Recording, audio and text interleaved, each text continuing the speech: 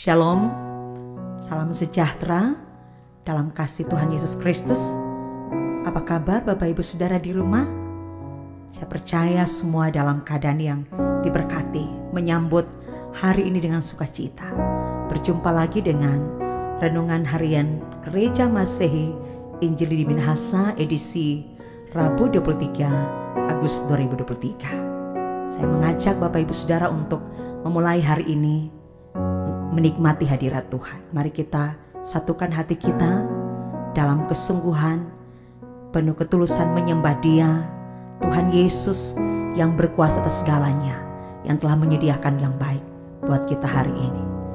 Mari nyanyikan pujian Tuhanku Yesus, Raja Alam Raya. Kiri jemaat nomor 19.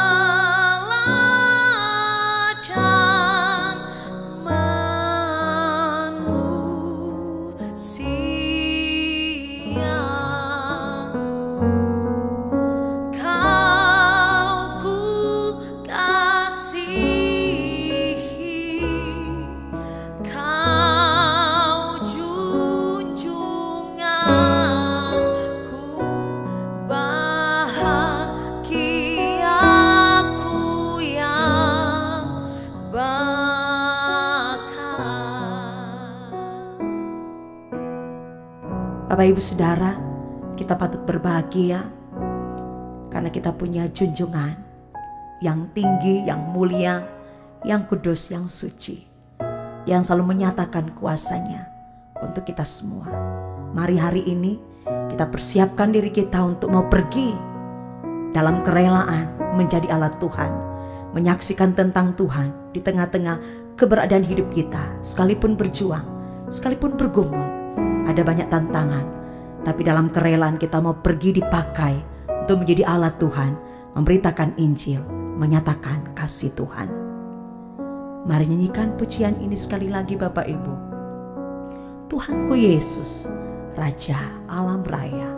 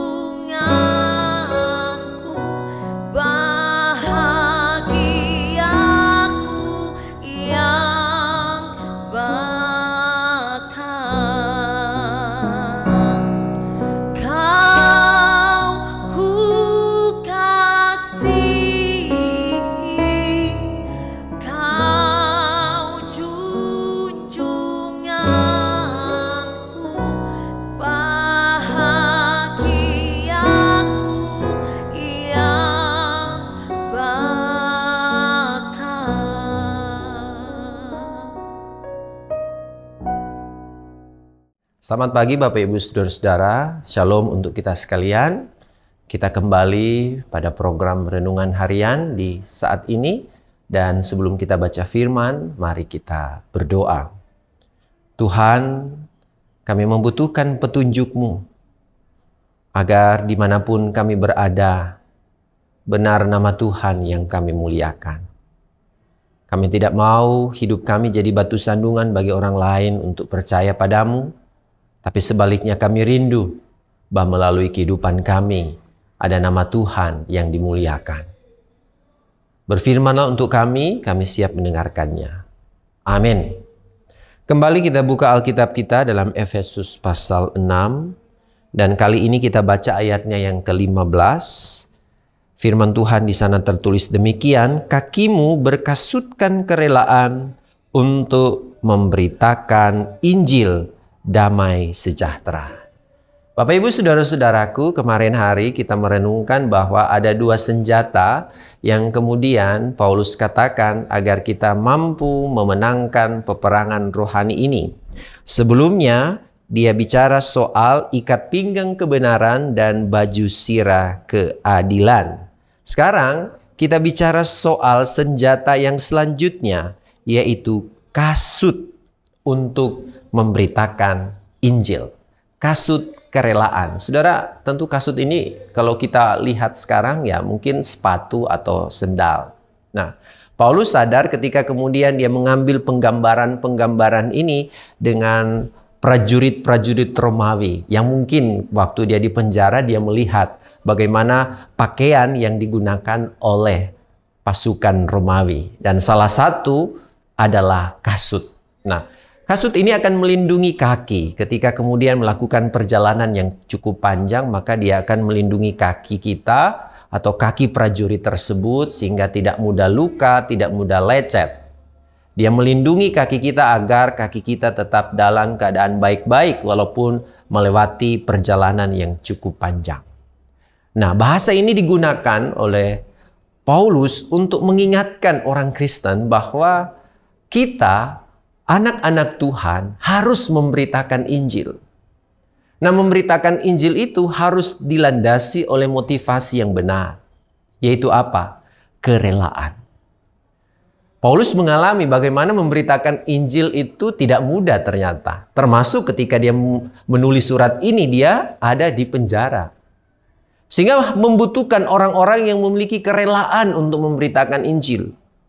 Bisa dibayangkan kalau kemudian yang dikirim untuk memberitakan Injil adalah orang yang memiliki maksud di balik pemberitaan Injil itu. Ketika dia menghadapi tantangan, betapa mudah dia berbalik. Betapa mudah dia mundur. Karena dia tidak memiliki kerelaan. Tantangan memberitakan Injil dialami oleh Paulus. Tapi dia mampu melewatinya. Ditolak di sana-sini, difitnah di sana-sini, kerasulannya diragukan di sana-sini, bahkan di penjara.